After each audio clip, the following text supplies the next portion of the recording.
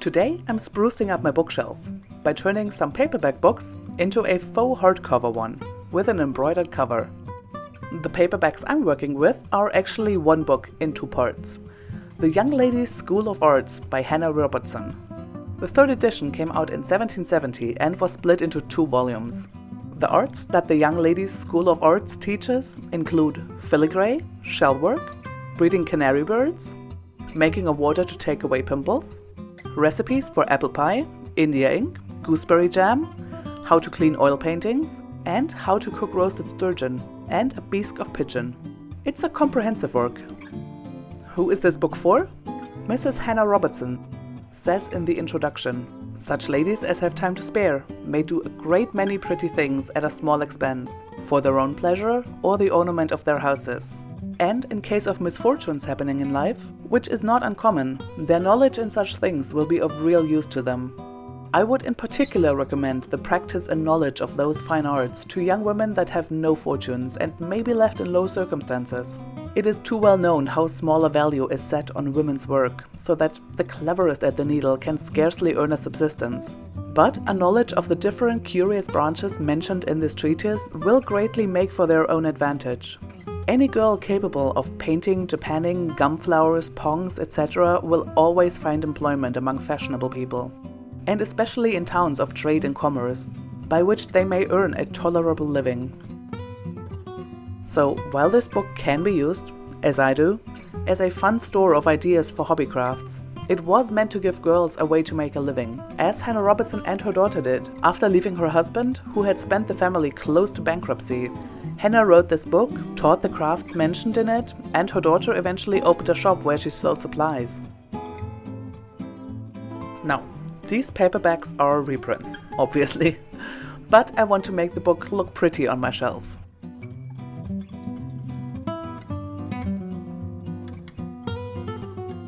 First, I'm using an X-Acto blade to cut out the printer's info.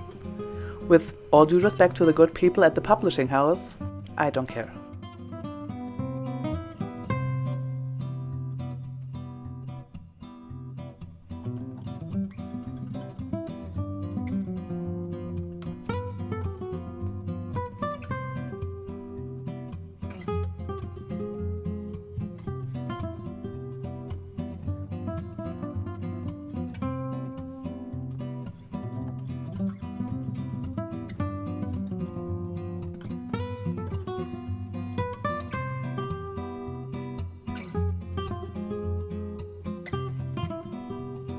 Now to turn the two volumes into one, to give the book a little bit more heft on my shelf. I'm using wood glue, but bookbinding glue would have been a better choice. Bookbinding glue has a little bit more flexibility.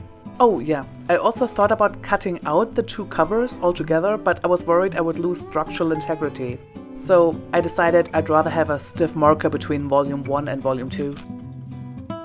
Weigh it down and let the glue dry. Next, I'm using old cardboard to cut out two pieces to strengthen the front and the back, and a narrow strip for the spine.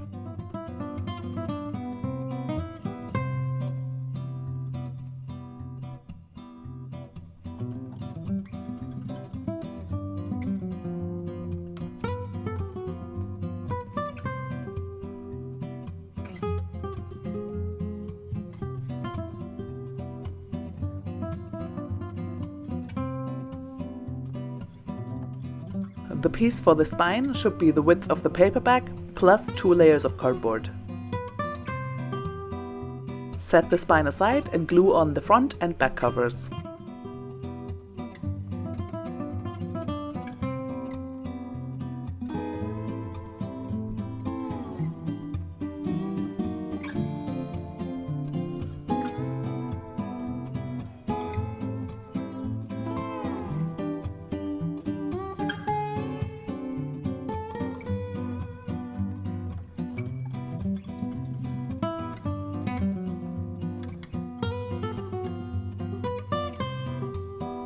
Weigh down and let them dry. This will be a recurring theme. 2 minutes of gluing and about an hour of waiting for it to dry. Maybe do this project on a rainy Sunday. After each gluing step, I'm checking that nothing spilled and all the pages are still accessible.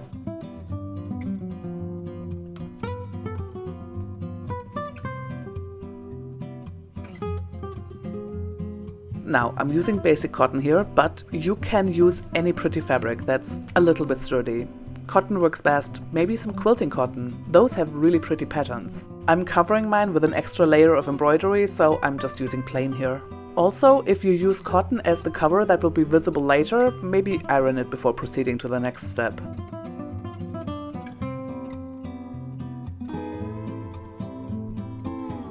Cut a piece that wraps around the book, plus about 3 centimeters extra all around.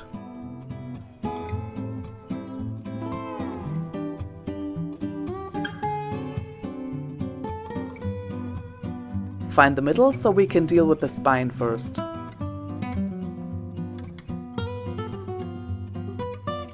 Make V-cuts at the top and the bottom and glue down the spine to the cotton and the flaps to the spine.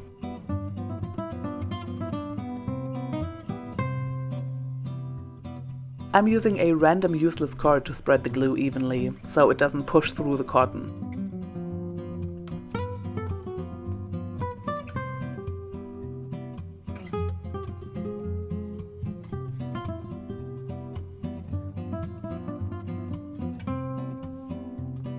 Then cover the cover in glue.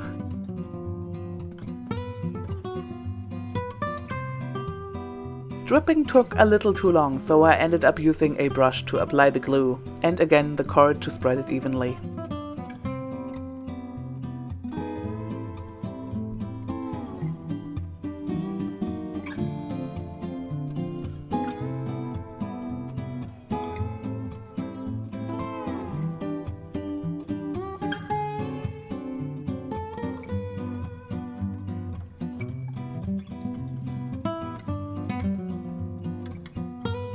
Then pull the cotton over the cover.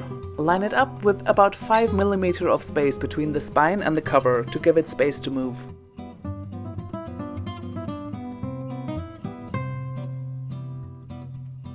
And do that again on the back.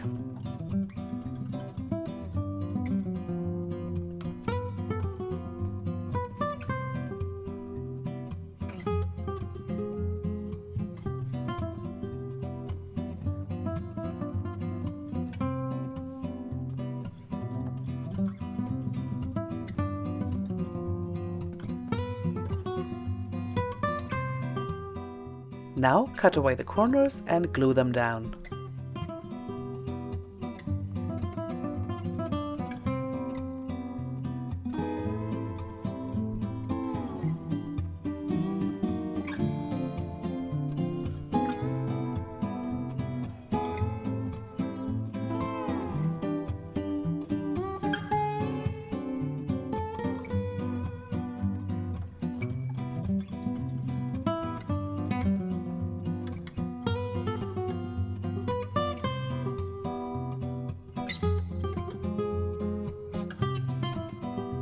It's a little bit awkward since you'll need to keep the book open while the glue dries, but it also goes pretty quickly.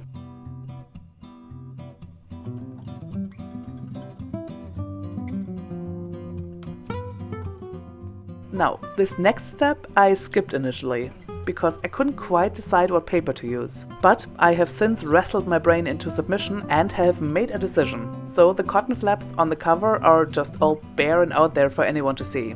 That's about to change. I'm using some leftover wallpaper and the X-Acto knife, a ruler and glue, and some scrap fabric to protect the carpet. I'm straightening up the edge of the wallpaper and measuring the size of the book, and then mark it and cut a piece that size.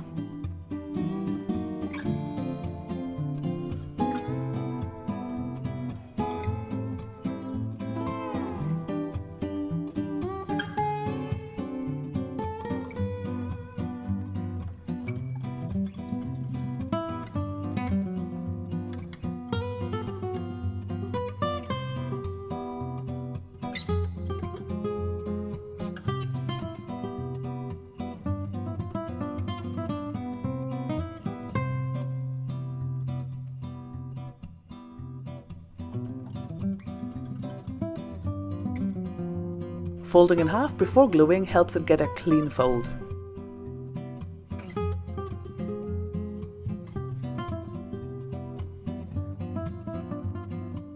Check it fits and then cut a second piece for the back.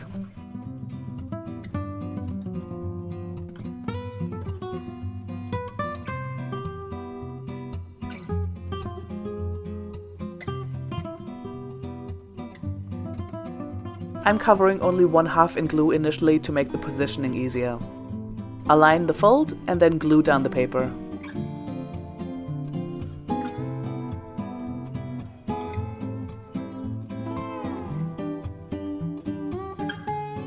And then glue the second half.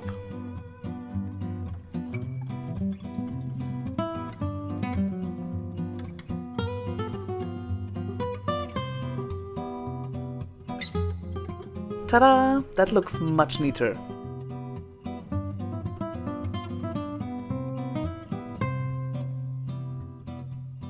And do that again on the back.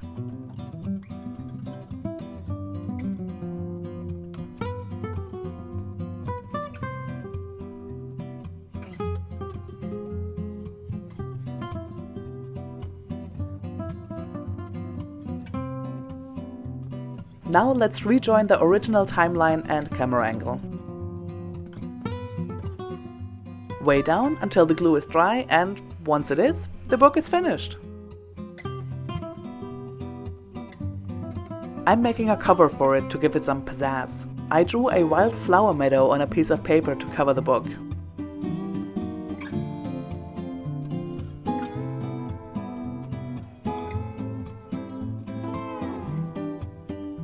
And chose a background fabric. This green wool is lovely, but I had a bit of trouble transferring the design. Carbon paper didn't work, prick and pounce didn't work, my transfer pens didn't work. In the end, I decided to just paint on a design with white gouache.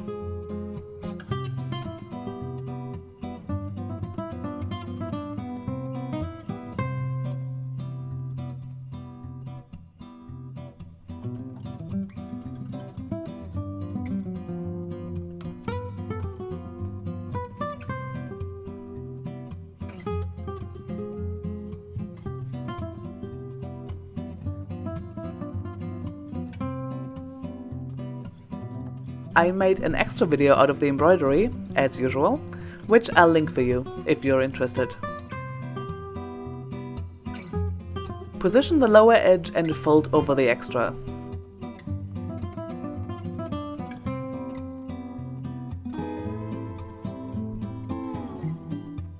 I'm using sewing thread and whip stitch.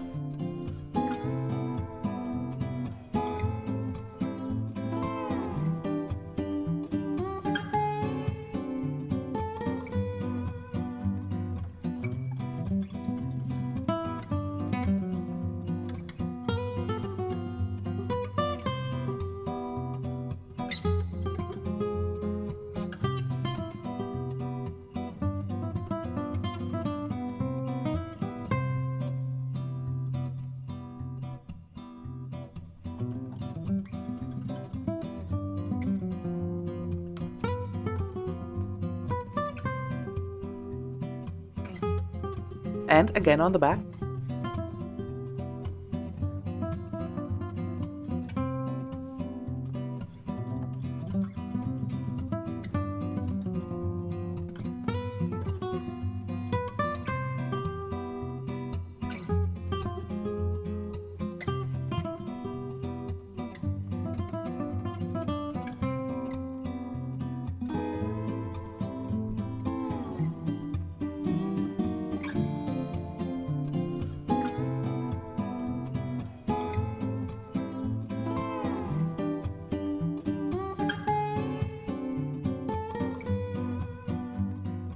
Next up, I'm folding the top to line up with the top of the book and sew it down. I'll just need to remember to keep the book closed while I do the sewing, so it'll be big enough to close.